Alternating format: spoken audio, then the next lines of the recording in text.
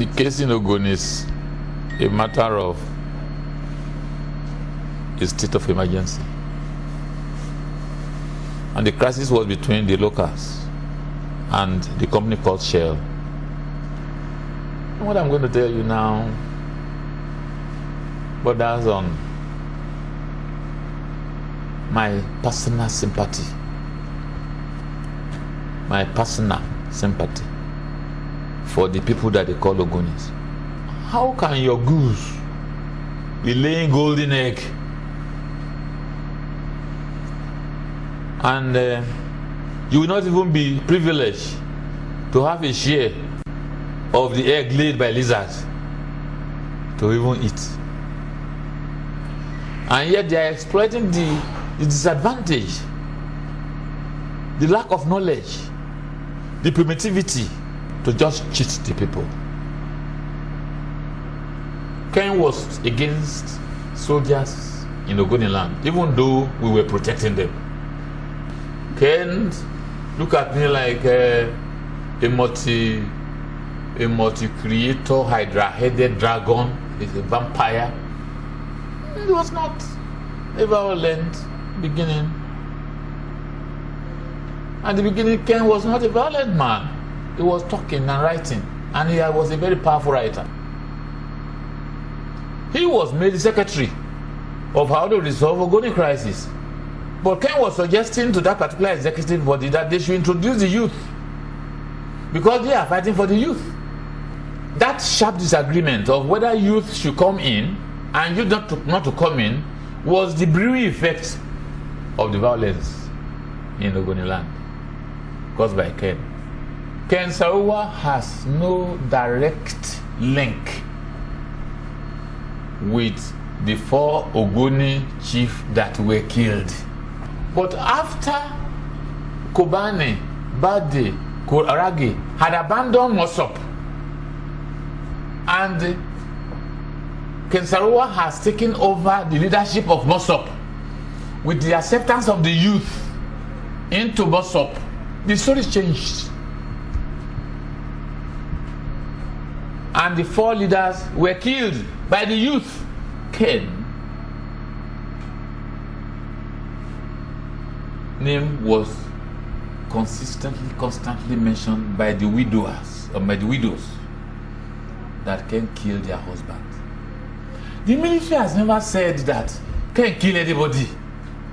It was the cry of the people from River State and from the widows and from those who witnessed the incident of the killing that brought about the tribunal.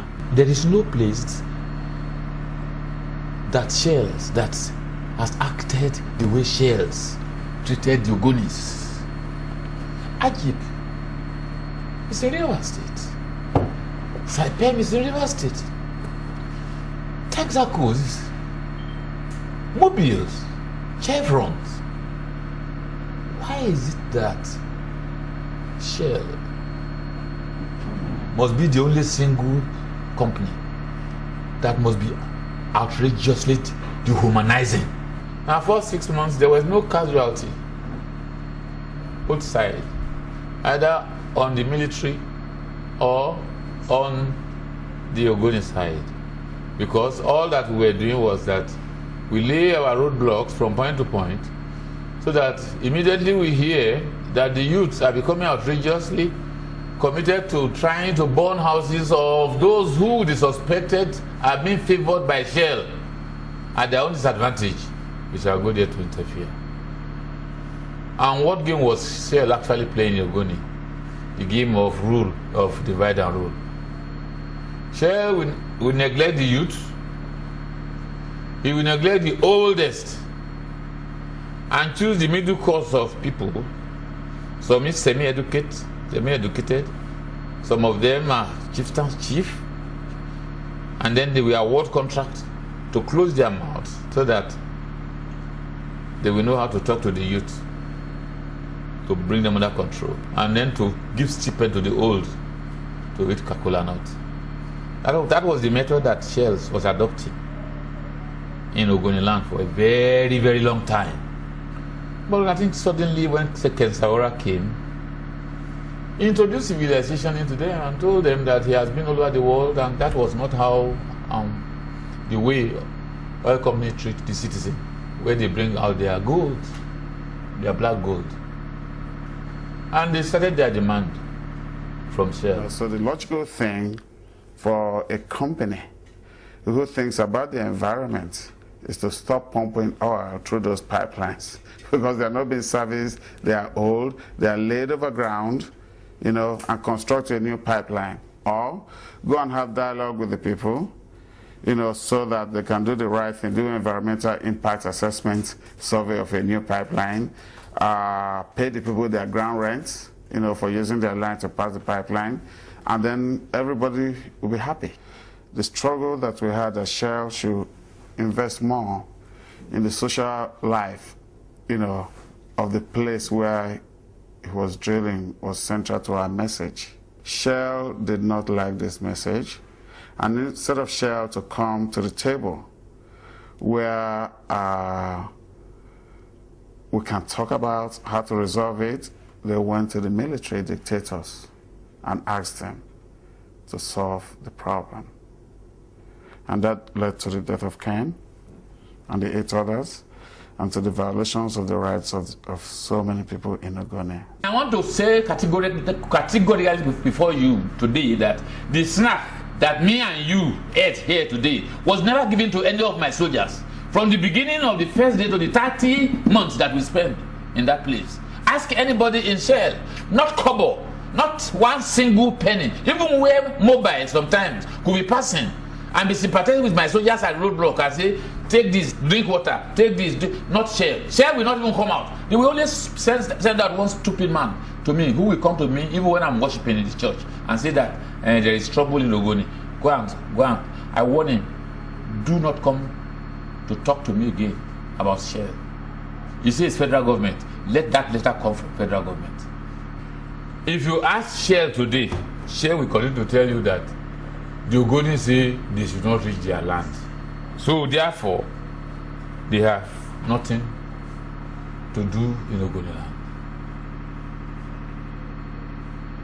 But before then, were they not going there? When they were fraternizing and they were friends with Ogonis, why did they do what they were supposed to do before the thing became a turnover into crisis?